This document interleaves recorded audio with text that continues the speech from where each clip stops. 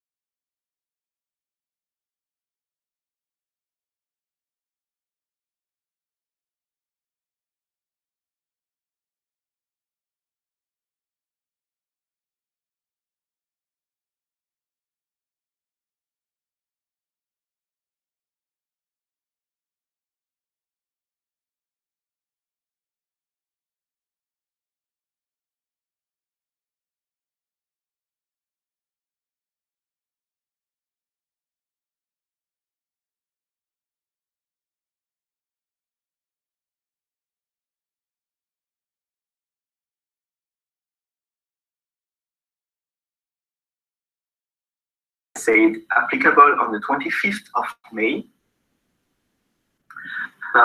So GDPR is the most significant piece of legislation on data protection that will be introduced in Europe in 20 years. This is a European directive which has been implemented in all European countries member. GDPR is not a directive, it's a regulation. It means that it will be applicable directly to all EU countries member without the need of a local implementation. It means that from May next year, all the EU countries member will have the same rules in terms of data protection. The GDPR brings harmonization among the EU data protection landscape. One other point, GDPR will reinforce the rights that individuals have over the data. I said reinforce because most of the data privacy principles that we have in GDPR are already existing under the current directive. The GDPR will reinforce them. I said that GDPR will reinforce them, but it will also bring some new aspects. For example, applicable directly to processors. Providers, cloud providers notably, will now have a direct obligation in terms of security. Previously, under the directive, had to make sure that their providers care about personal data, care about data protection. For data processing terms since long time now. Tomorrow with GDPR, the provider will be directly liable with regards to the security of the personal data. The next point is about security. As you can see, security is at the core of GDPR. The personal data must be secured during the entire data processing lifecycle, from the data collection to the data deletion. However, even if security is at the core of GDPR, it doesn't refer to a specific security features. Customers should conduct a data risk analysis to make sure that they apply the measure based on the sensitivity of the data they are processing. Another new aspect that I'm sure you are aware of, significant increase of the fines.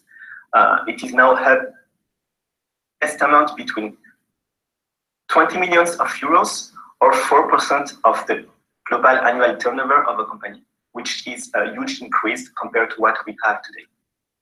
And finally, I will close this presentation GDPR by saying that GDPR is internet friendly. It is a nation. It offers some mechanisms that allow international data transfer. Later. What is Google Cloud position with regards to GDPR? At Google, we know that GDPR introduces changes and challenges, that it's a good opportunity to raise the compliance bar and to better protect data in the cloud. Over the past years, you may know it, Google adopted stringent policies, processes, and controls. We've offered our customer with data processing terms, model contractual clauses for international data transfers. We've engaged with data protection authorities in Europe. Approaches helped us to be compliant to GDPR from day one. Committed to GDPR compliance from the 25th of May next year. Committed to help our customers to be ready when they're using our services.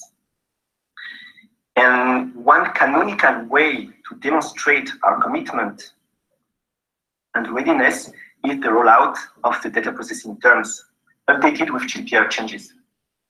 Released our new terms well in advance before GDPR becomes effective to help customers to assess our product directly against GDPR.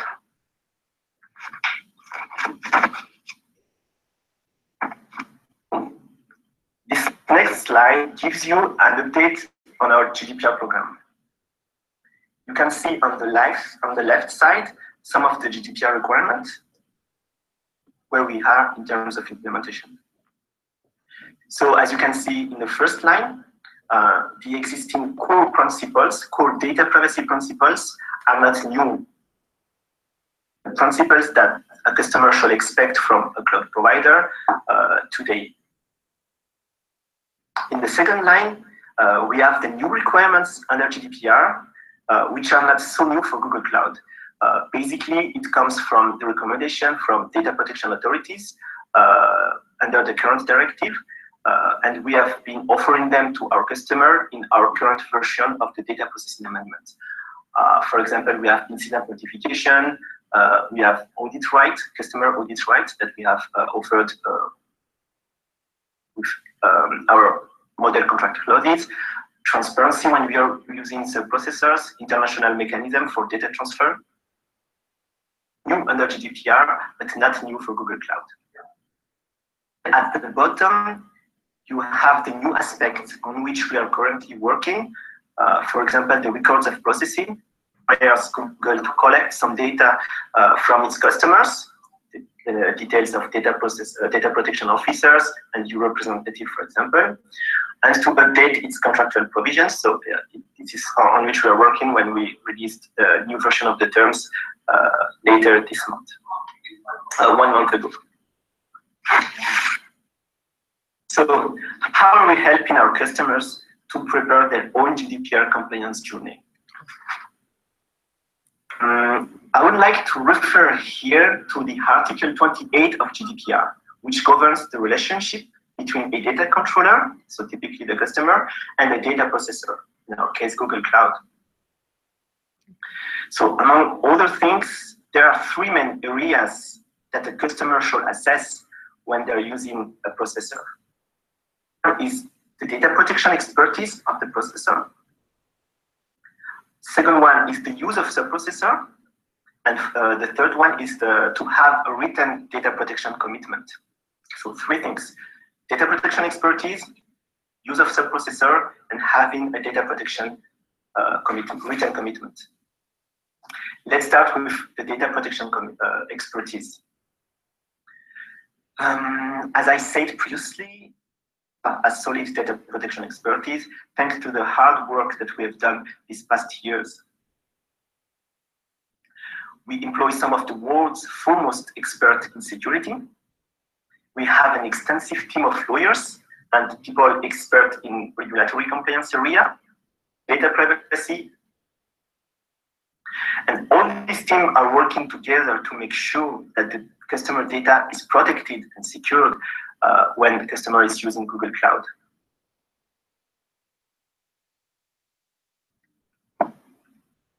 The second aspect of the Article 28 is related to the use of subprocessors. The transparency about the use of subprocessors is not new. And in our new data processing terms, we are still committed to be transparent about the use of subprocessors. So Google conducts virtually all the processing operations, but in certain cases, we may use some vendors to assist us. Mainly, it's for technical and functional support. What we say in the contract, in the new terms, is that in all cases, Google will remain liable towards its customers with regards to the data processing, to the sub-processing. And before engaging a vendor, such vendor goes through a rigorous selection process with security, confidentiality, and data protection assessment, very strong ones. And of course, we are very transparent with customers about the subprocessor that we are using. We make information available on the existing subprocessors, customer in advance in case of change, and we offer customer an option to terminate the contract when they don't agree to use a specific subprocessor. Of course, by GDPR. I wanted to show you this a screenshot of the page dedicated to subprocessors that customer can find on online directly in the admin console, and which is also publicly available. So you have here the name of the subprocessor, their location, and the activities that they are performing when they are using personal data.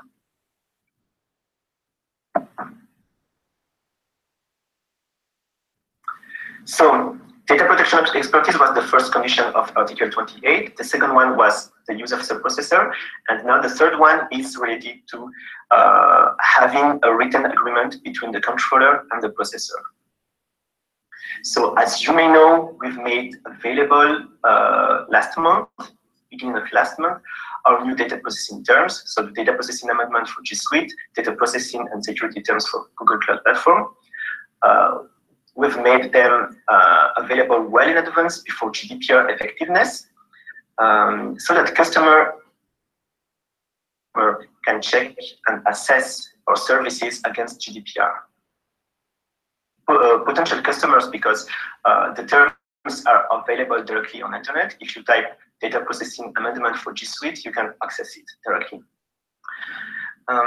These terms will be applicable 5th next year, simultaneously with GDPR, which means that the current version of the data processing terms will be applicable until May next year. First, I've received an email notification asking them to check the contract, to assess it, and if they're fine with it, they can agree from now by opting directly online. What else can I say? Also, we are collecting information about the way the customer is organized in terms of data protection. The GDPR asked Google to collect the name and the details of the data protection officer and or the EU representative of customers, if customers has appointed one. So I guess I will show you the screenshot of the admin console where a customer can review and accept it, and also a screenshot of the screen where the customer can enter the details of its EU representative and data protection officer.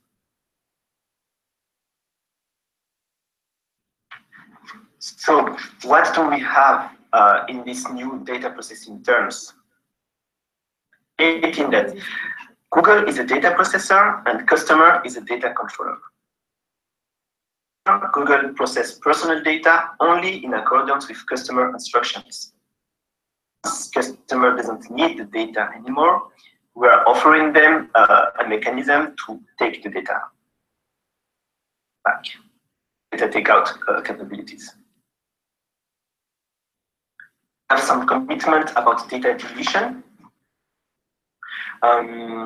We take the commitment that we will delete the data following customer instructions. So once customer push on the delete button, they can be sure that the data will be effectively deleted from our server, from our data center.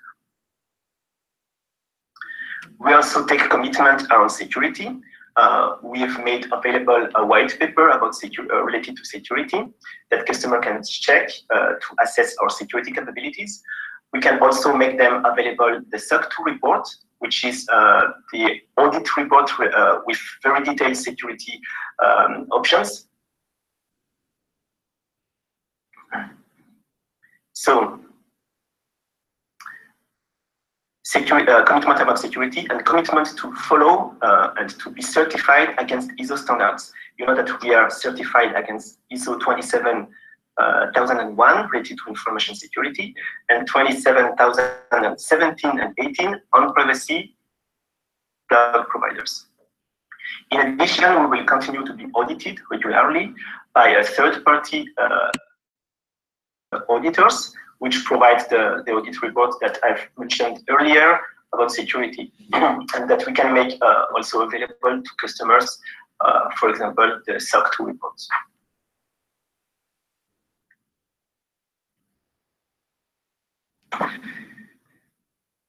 Also, one obligation coming directly from GDPR is the assistance to the controller. We have a dedicated section under the new terms relating to the assistance to the controller. We're committed to assist customer data subject requests.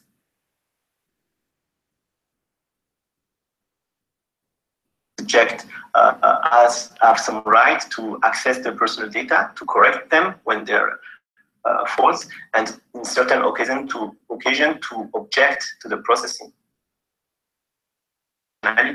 Built-in functionality to answer this data subject request. And we are also offering them a data protection channel for data protection questions. So customer will now have a dedicated channel to answer the questions directly in terms of data protection. To be transparent in terms of data center location, we have a website where we explain where are the data center located around the world. We will continue to offer a mechanism to allow customer to transfer personal data from Europe to non-European countries. We currently have the model contractual clauses, and we are also committed to maintain one alternative transfer solution, which is currently the Privacy Shield. So I guess that's it for the first part.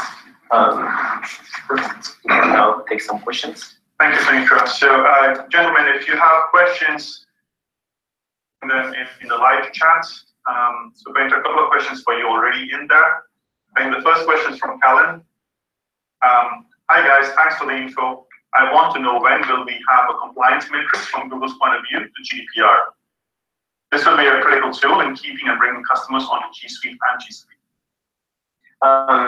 Maybe we may need some precision on what do you mean by compliance metrics. What we have today, what we offer today to customers to make sure that we're committed to GDPR is the new contract with taking into account GDPR terms. So we are directly committed to comply with GDPR now with these terms, and customer can check what are their obligations under GDPR based on the data they are processing, the sensitivity of the data they are processing, and they can directly check if our contract, if our practices that we have put in our contract matches those requirements. Okay, thank you. There's a second question from David. Hi, I'm a Google Cloud partner in Central Europe. I want to ask you what my customers should fill as data protection officer and EU representative from the company, and who should they fill as an EU representative, even if they're part of the EU, or should it be empty? Okay, so the data protection officer and EU representative is directly something that GDPR requires. So depending on the size of the company and on the volume of personal data they are processing, they shall appoint a data protection officer or not. So our advice is to ask customer to contact their lawyers to they will have to appoint a data protection officer or not. And the EU representative is also the same. They will have to contact their lawyer to make sure that they know if they will have to appoint a new representative or not. Basically, the EU representative is needed when a customer is not based in Europe.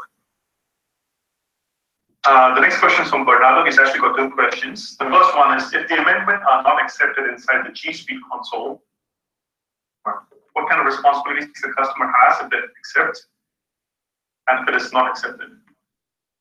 So I guess the question is if it is mandatory to sign the contract, and what happens if they don't. Okay. Yeah. So before we were offering these data processing terms as an option. Now with GDPR, with this Article 28, it becomes mandatory. And when you are not compliant with GDPR, we saw that the fines are significantly increased. So we encourage customer to apply to these new terms because it is mandatory under GDPR. Previous version of the data processing terms don't take into account the GDPR changes. The second question was, in GCP, is it necessary to accept this for every single project? Again, the same question, what happens if they accept and then not accept?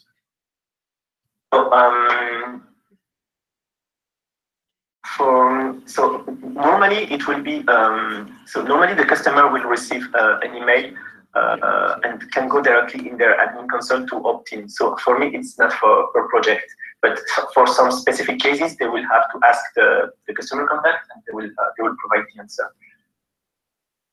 And with regards to what happens if they don't accept, as I said, it is mandatory under GDPR. You may want to refer to the Article 28 of GDPR and to let them know what are the sanctions if the customer is not compliant with GDPR. Okay, thank you. The next question is from Jonas. Hi, wanted to know when we can get customers confirmation data stays in European data centers. Is there a hard deadline you can share? I think he's specifically asking for G Suite. Yeah, so for GCP, as you know, we already have this option. So for G Suite, we don't have a data localization option yet. I'm being very transparent because I know that you are under NDA project related to the offering a new forced location, but I'm not aware of the update, and I can give you update now. What you can say to your customer is that the GDPR does not require data to stay in Europe. As I said previously, GDPR recognizes Internet is the new technology in its preamble, and it offers some mechanism to allow international data transfer. So our MCC, our model contractual clauses and privacy shield are still valid now, and customer can use them to facilitate the transfer of data from Europe to non-European countries. So Florian asks, hi, I would like to know how things really work for partners, as we are more of a control than a processor, given level of access or higher than most of their users.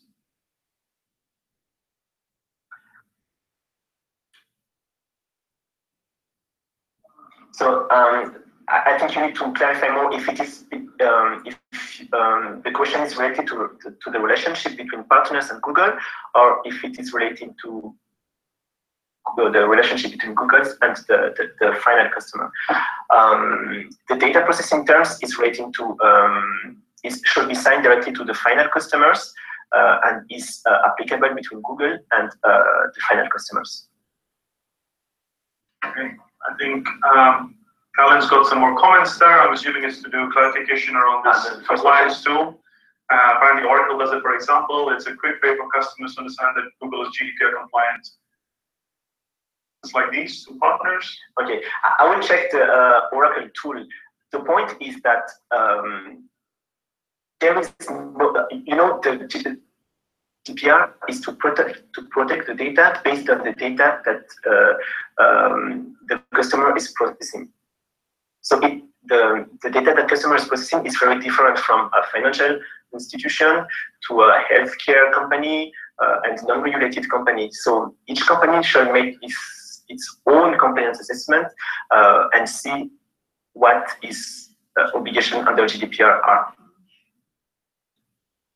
I will check what Oracle has done, but for today, I'm not aware of a GDPR certification, for example, or a GDPR, compliance standards that we may have.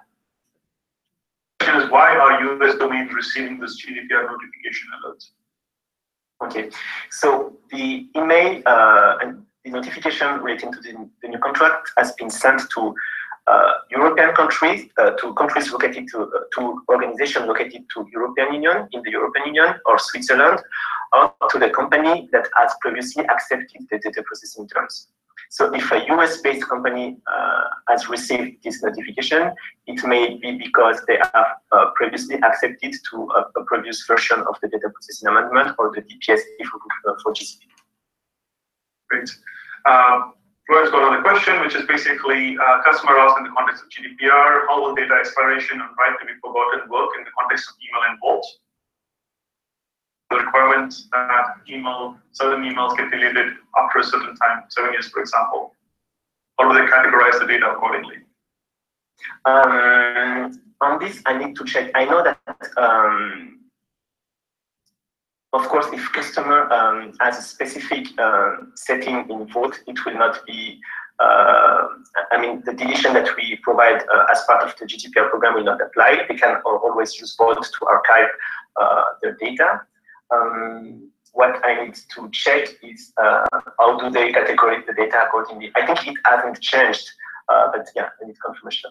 Okay. Great. And then just Florian confirmed the piece, so there's a relationship between partner and customer that he was talking about when he was talking about the controller data processor. Partner and customer relationship. Okay, so for this, you really may have to contact your lawyer to make sure, to get some legal advice, to make sure that you have the specific answer that fits your specific conditions with the customers. I think this is probably one of the last questions from Peter. What about access to customer domains via the reseller tool of G Suite?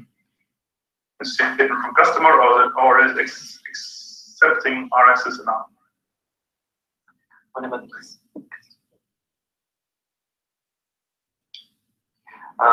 Yeah, I think that is really specific. Let me check that one. I will get back to you, Peter. Okay.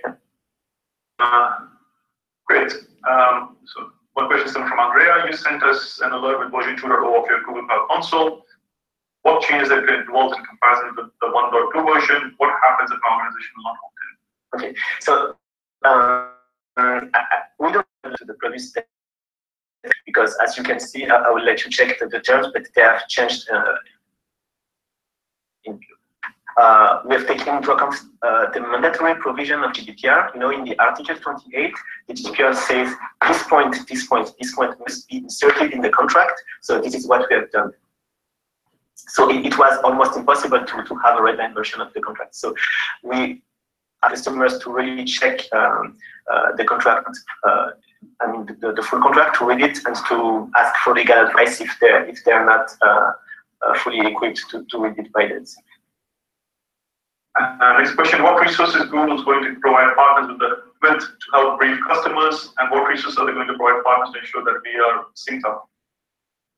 So actually, before when we sent the email to customers, we also sent an email to partners informing them about the notification and providing them with some FAQs, to be able to take some first high-level questions. So This training, this webinar is also part of this help that we are providing to partners and to answer the questions that may arise from customers. And access being shared with GCC, so people look out. And if you have anything which is not being covered or missing, please reach out to your partner managers and we'll get that for you. Next question from Jerome. What if there are 3 parties based software to our customers that runs on GCP? So technically we are Google's customer, but from our customer.